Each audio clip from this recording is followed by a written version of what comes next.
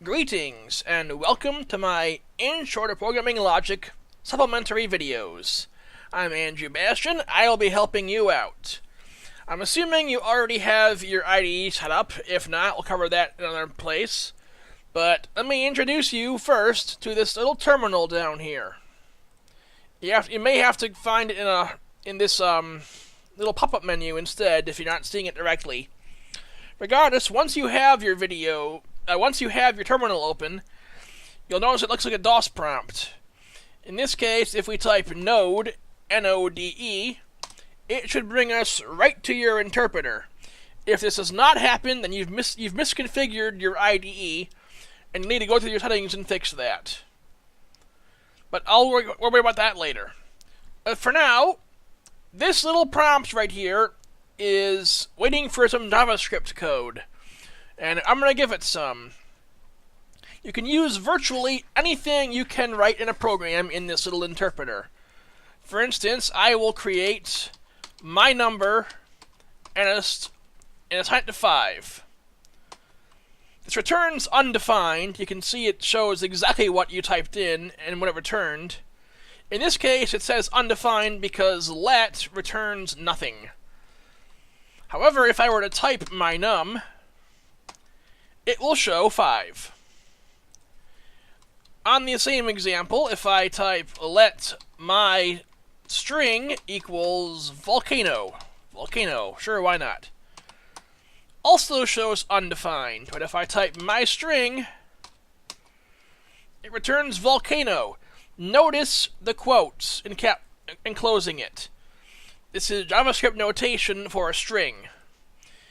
I can use double quotes to create the text, but it's always gonna standardize it however it feels like. Now, another thing you can make is an array. If you don't know what these are, don't worry.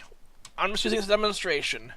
So I'll make an array, and I will push both my num and my string to it. If I type my array, it shows volcano and 5. Arrays are containers. Again, I'll get into that later. Another cool thing you can do in the interpreter is if you type in the name of the object you've made, in this case my array, then a period, and then use tab, it will display all the properties that are on this kind of object. In this case, it's showing the array properties.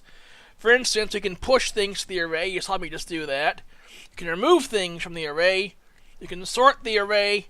You can chop the array into halves. There's all kind of things you can do with these arrays. Similarly, if I type in my string ... these are all the properties of strings. You can trim characters off of them. You can replace characters. You can search for characters in them. Perhaps you'd like to split the string by all spaces in there. Maybe you wanted to do command matching, for instance. You can see if the string starts with a certain character, like in this case, starts with. It does not start with an A, but if I type in VO, it does start with that. You'll see false and true. I can also modify or make variations of the string, like to uppercase right here. If I type in my string.to uppercase, it returns volcano in all capitals. So this is a very useful tool to get the hang of. Do spend some time to get used to it. When you want to leave the terminal, just hold Control and press C twice. Thank you. That is episode 1 concluded.